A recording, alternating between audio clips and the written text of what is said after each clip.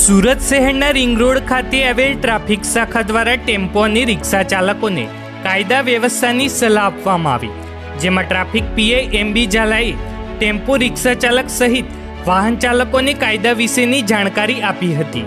તો જેમાં એકતા સાર્વજનિક ચેરિટેબલ ટ્રસ્ટ દ્વારા આ કાર્યક્રમનું સુંદર આયોજન કરવામાં આવ્યું હતું, જેમાં ટ્રાફિક પીઆઈ એમબી ઝાલાનું ટ્રસ્ટના પ્રમુખ ઝહીરખાન પઠાણ, પરવેઝભાઈ રોશનખાન પઠાણ, ગુલાબ મોહમ્મદ રહેમતુલ્લાભાઈ, અલ્તાફભાઈ ફ્રૂટવાળા, મનસુખભાઈ ચશ્માવાળા અને આમાનુલ્લા ખાન સહિતના લોકોએ ઉપસ્થિત રહી આભાર વ્યક્ત કર્યો હતો અને આ કાર્યક્રમને સફળ બનાવ્યો હતો.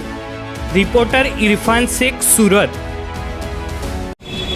Police inspector MD Zala, circle 4, region 2, Surat શહેર.